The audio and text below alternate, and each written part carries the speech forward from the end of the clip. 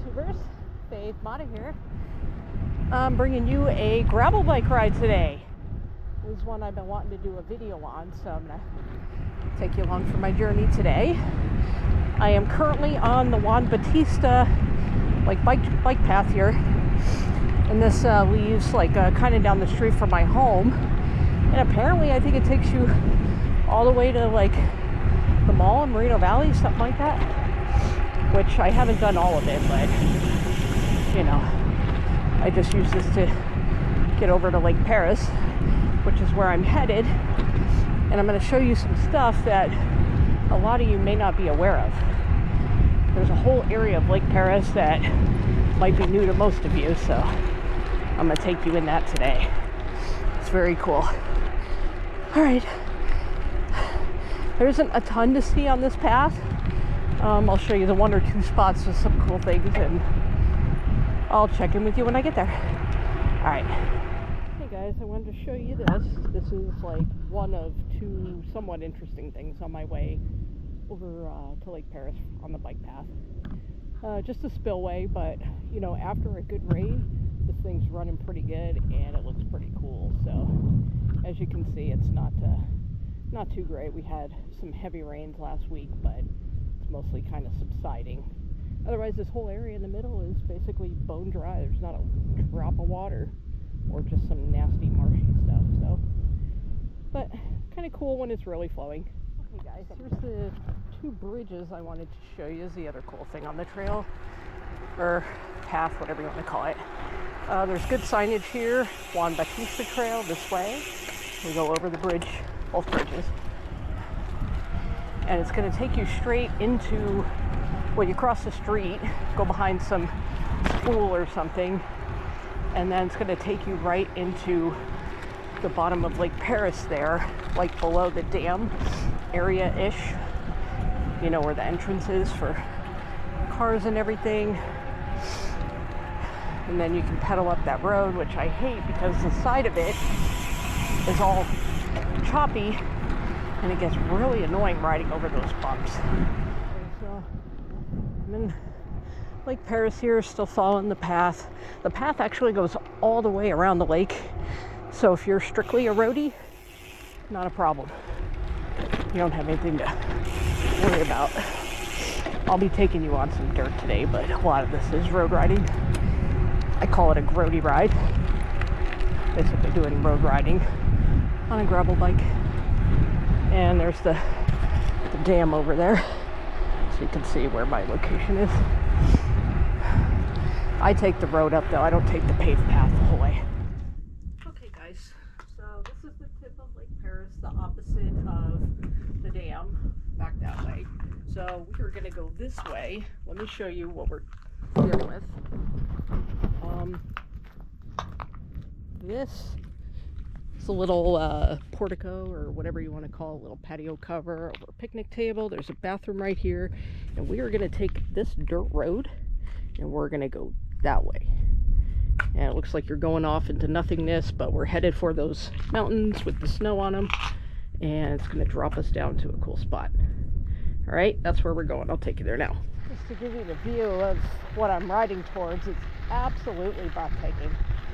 We got the Badlands out there, which are always gorgeous, and then the snow-capped mountains behind it. The only thing not fun is a stinking headwind. It's terrible today. I'm hoping, at least on the way back, it'll feel like someone's pushing me home, because that would suck if I got a headwind on the way back. Right. This is one of my favorite stretches of dirt ever. I love it.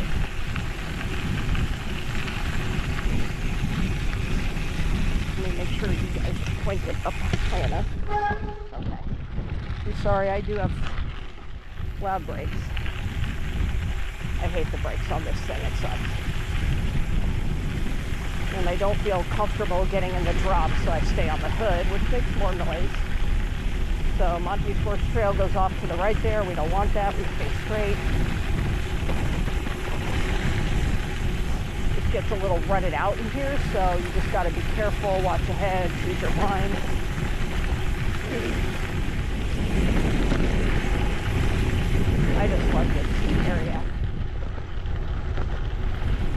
we're doing is we're dropping into the San Jacinto Wildlife Preserve, and I bet you never knew this is here.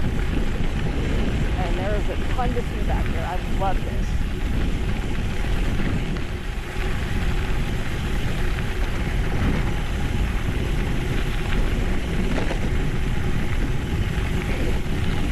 So I do like to carry pepper spray and a knife at least when I'm back here by myself, because it is pretty isolated. Some people may or may not get cell signal back here. I don't know. A lot of bird watchers out here, so I do feel like there's always some degree of people out here. And then you come down onto this dirt road.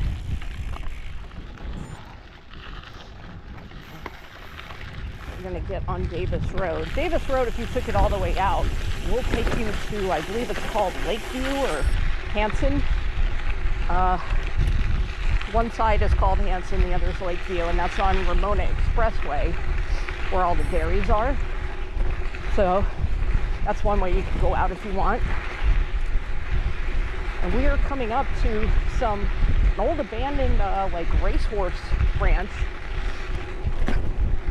This was abandoned back when we started riding in 2018, and this is actually the Double Bar S Ranch. I found out. Took me a little digging around here to figure it out. Sadly, the house that was here that I really wanted to get into and just look around, seeing it was abandoned, it has since burned down, and we were too scared to go in at the time, because you never know if there's squatters, crackheads, whatever living in there. So I'll take you to see all that before we dip out of this area and all. But first, I'm going to take you over to some duck ponds. There are a ton of duck ponds down here. So, huge area for bird watching. Obviously, we got coyotes. Packs of coyotes I've seen down here before, so just keep an eye out if you bring dogs. And there are mountain lions. I've heard that many times. And I'll catch you over at the duck ponds when we get there. So up here is where I said, yeah, you could drive in all this whole area. It's very accessible. Very flat. Any car can get in here, except you just do not want to come in here when it's muddy.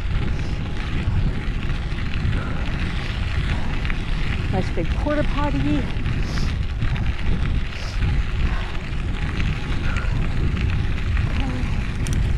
Take you in here a little bit, going down the middle between the duck ponds.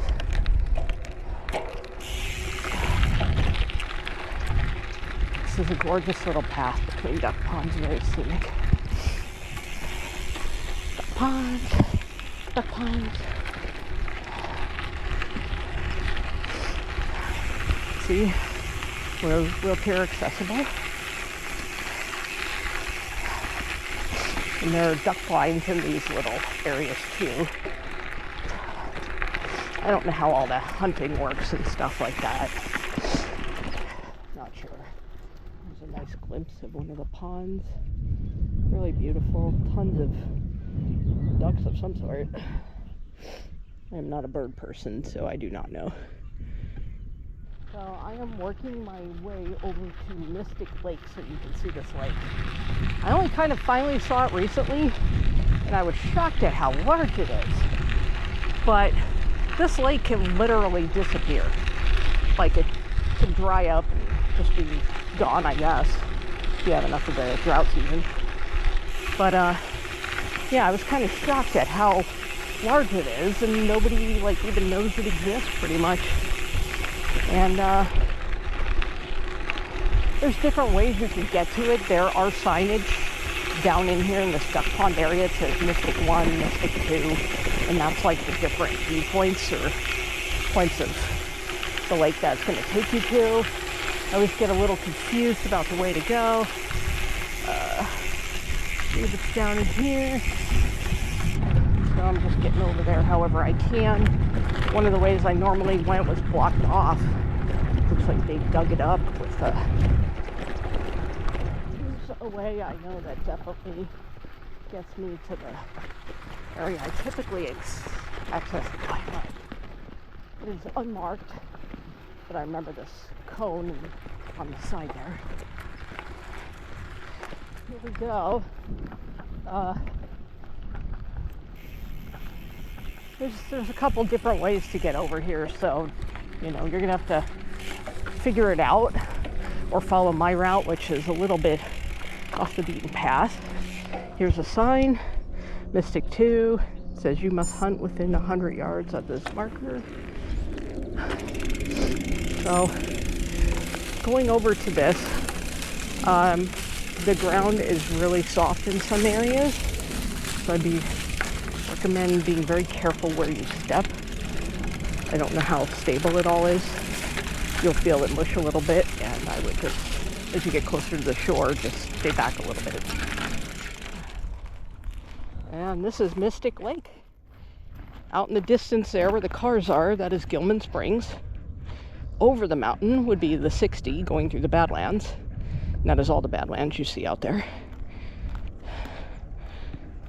And look how big this is. It's kind of shocking, right? For a lake most people don't even know exists. Can you fish in here? I don't know. I would assume probably. Are there fish in here? I don't know. Couldn't tell you. I think I tried to look it up, didn't really get a good answer, but yeah, this thing gets a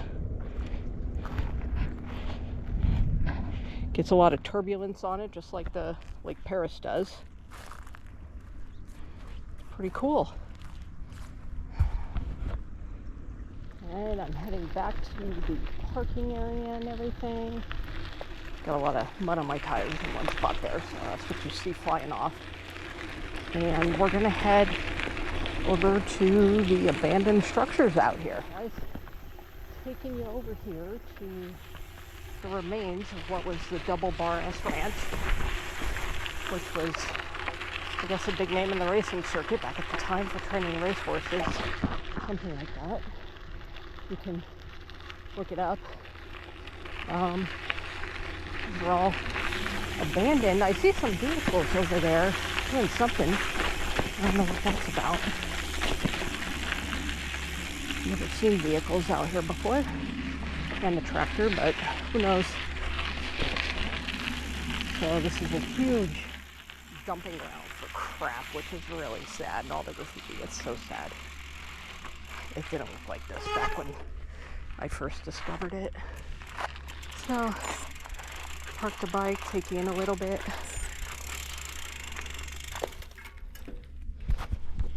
And you can see what a pigsty it is. I hate this.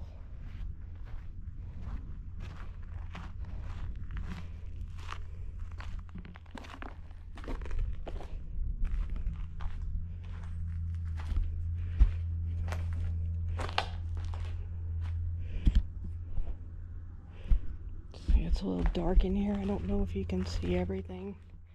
There's not much to see. These are just all stalls.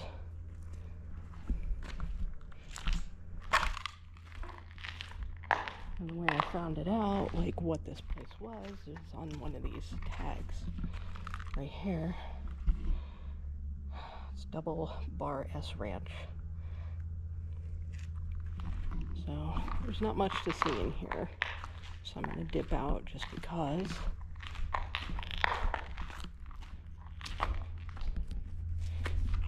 It's a little creepy.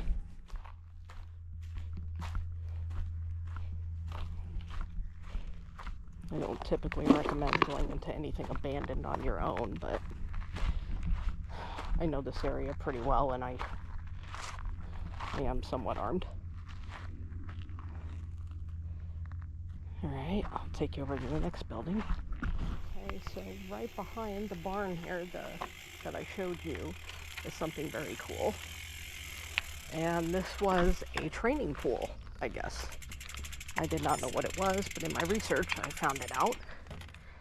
Because what other explanation could you have for this? This is currently gross, but it's a chute for the horses to go in, and then there's a ramp right there that leads them down into the training pool. It's very cool. So you could tell this place was probably amazing back in its day. Just really sad that people trash everything, all the garbage and dumping, and some of the buildings are gone now that I never got to go into. But all right, I'll take you over to the next thing. So this here, I believe, might have been the main structure at the time, the main house. Burned down. I think so. I don't know. Here's another barn over here. Take you this. Oh, I gotta show you this. This is the only time I think a piece of graffiti is cool.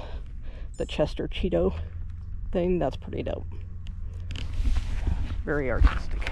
So I'll take you over to that.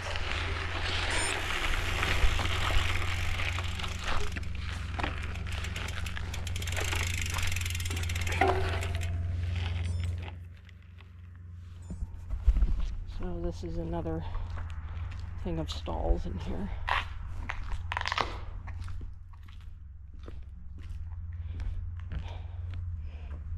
Kind of dark, don't know if you can see anything. Okay, so not a whole lot to see, but I'm stepping out of there. Feels a little creepy. You never know if any homeless are living in here. There are more stalls over there. There's like a hay barn or something. There is a little like mobile home trailer right there. I'll take you to that one. That one's creepy. Okay, there's a graffiti. It says "Dead Inside." It's like something out of The Walking Dead or whatever. I'm pretty sure this is how a horror movie starts. And I don't know what this used to be, maybe an office of some sort, but it's all smashed up, broken apart.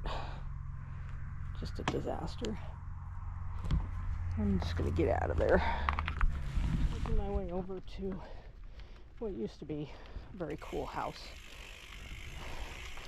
until the fire burned it down. I don't know when that was. I remember the house was intact in 2018.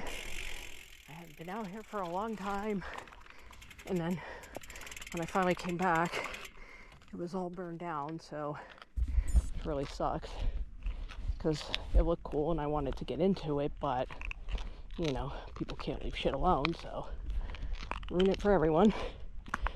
I was too afraid to go into it anyway at the time because you just don't know if they're squatters. Again, tons of trash and debris. Very sad. Really sucks. It looks like it was a beautiful, peaceful spot. You're just out here in the middle of nothing, and you don't have people to bother you. That's my kind of place. Just very sad. But this is Davis Road right out here. And then we'll start heading off to the right, and we'll catch our little dirt road that goes back into Lake Perris there. All right, so about to start the climb back up here, heading back into Lake Perris where we came down. And this is a fairly low-grade climb, so no biggie. Just throw it in a low gear and grind your way up. Not bad. Okay, so we are back at the paved bike path going around Lake Perris. We'll be going around the backside here, and then I'll point out like a thing or two of interest, and that'll be the end of it. So I'll check in with you when I get there. All right. Gorgeous view you got the whole way. It's a really great trail if you haven't been out here. So here's a cool thing I think is that shape on the rock there. It's like a stain or a discoloration, but I don't know, almost looks like the shadow of a man or something like that. I don't know, kind of a little bit eerie. I like it though. It's pretty cool. I've seen people climbing this rock and practicing, like climbing and rappelling and things like that.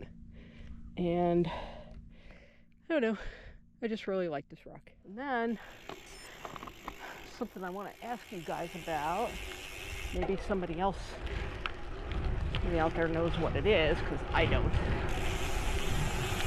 Let me get over to it. We're gonna start on the dam here. I hate riding the dam, and it's my least favorite part of this ride. It's monotonous, it's a lot longer than it appears, and I don't know if you see all these patches, they really suck. It's like ba-doom, ba-doom, ba-doom, ba-doom, ba-doom for the whole length. I hate it. So what is that thing? I don't know what that is. Anyone know what that does? Can you tell me? Drop a message in the comments. I'm just curious. Alright. I'll catch you once I get out of the dam. Stam dam. Alright guys, I am on the bike path again. I'm going to be doing many miles back to my house. And that's pretty much going to wrap it up for this video. I don't think you need to see the paved bike path the whole way home. So, I think when all is said and done, that my ride is something like 32, 35 miles. 32, I'm not even sure. Oh shit. Quicksand. So, and it looks like elevation is around 941 right now, but I'm not done yet, so it's not terribly over 1,000, so it's pretty easy. Alright guys, I will catch you on the next gravel adventure. Until then, don't ride anything I wouldn't ride.